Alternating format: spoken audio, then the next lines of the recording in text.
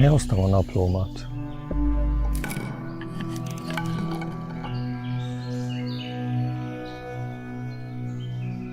És felötlött bennem az a kérdés, hogy vajon egy naplót azt hol érdemes elkezdeni.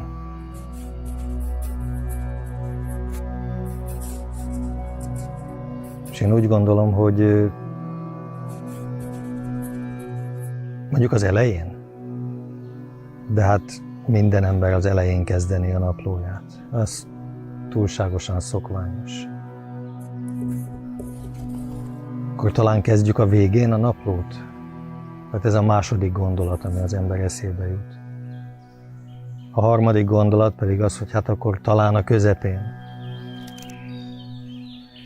De én úgy gondolom, hogy se nem az elején, se nem a legvégén, de még csak a közepén sem, hanem az örök időben érdemes elkezdeni egy naplót. Akkor nem a múlttal, nem a jövővel, csak nem is a jelennel, hanem az örök pillanattal foglalkozol.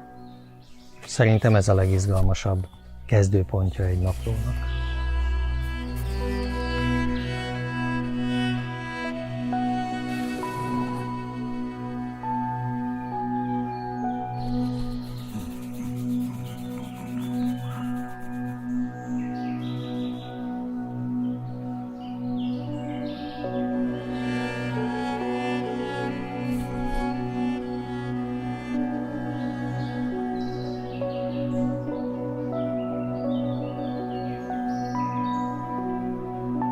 Az idő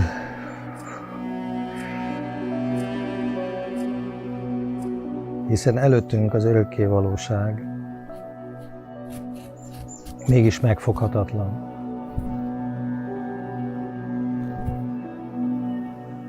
Ha nem kérdi senki, akkor tudom nagyon jól, hogy mi az idő. De ha el kéne magyarázni, akkor megállnak a szavak, és eláll a gondolat.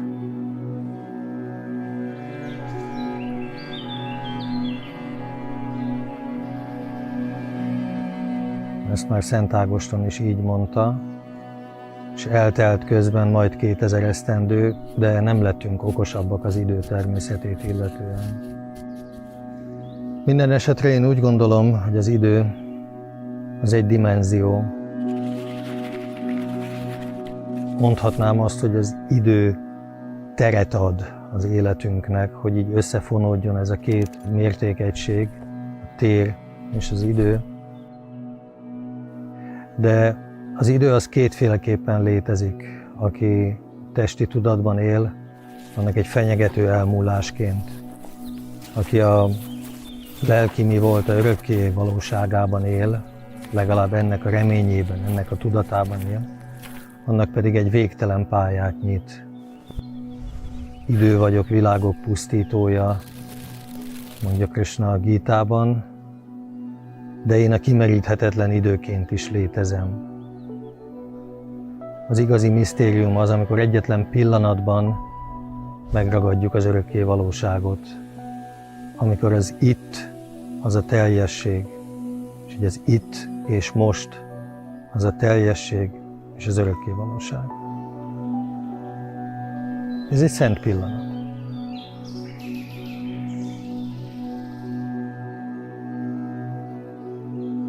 Lehet, hogy sokat kell várni, amíg előkészül az ember, de maga a megértés az egy szemvillanás. Szinte egy ilyen hirtelen megvilágosodással, egy ráébredéssel lehet talán ezt megérteni. Nem feltétlenül ésszel.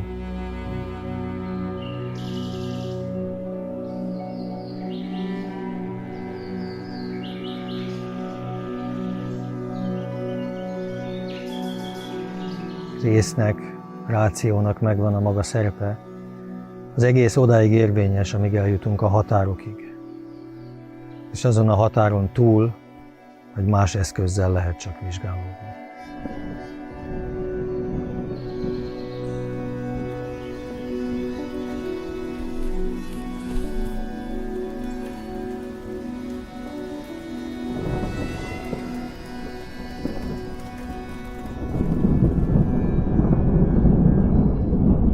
Számomra egy nagyon kedves gondolat a mester az esőben.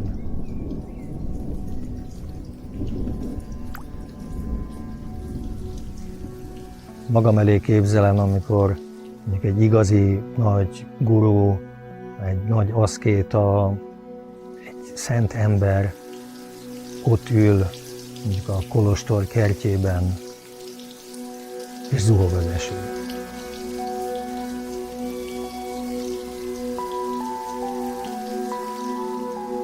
Mit csinál ilyenkor a növendék? Még próbálja védeni magát az esőtől, de a mester az kiteszi magát ennek a megpróbáltatásnak. Rezzenéstelen természetesen. Fúj a szél, zuhog az eső, vagy éppen perzseli a nap, neki teljesen mindegy. Ő kijelölte a világ közepét, ő ebben a fókuszpontban van, semmi nem zavarja.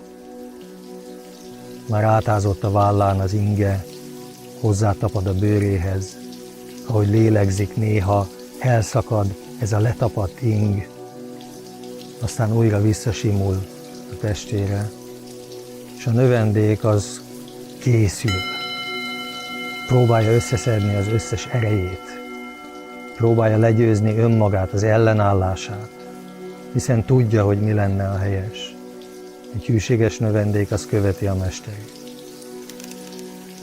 És egy szent pillanatban egyszer csak képes kilépni az eresznek az árnyékából, a védelemből, a vélt biztonságból, és oda telepszik a mestere mellé, és megvárja, hogy az ő testét is átáztassa az eső, az ő bőrére is oda tapadjon az ing.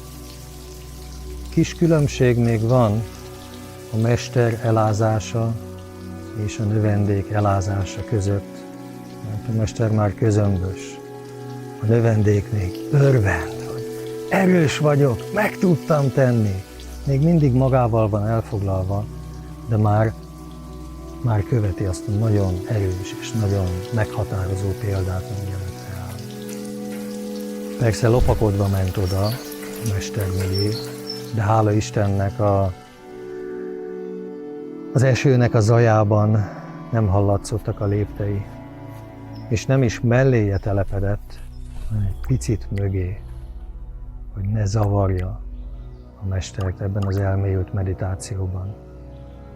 Ez egy nagy átörökítési láncolat. Ha a mester megteszi, a hűséges növendék képes lesz megtenni. És persze, hát mire tanít a mester, vagy mire tanít egy ilyen szituáció? Bőrig kell ázni a lelki fejlődés jegyében? Nem ez a lényeg. Az álhatatosság a lényeg.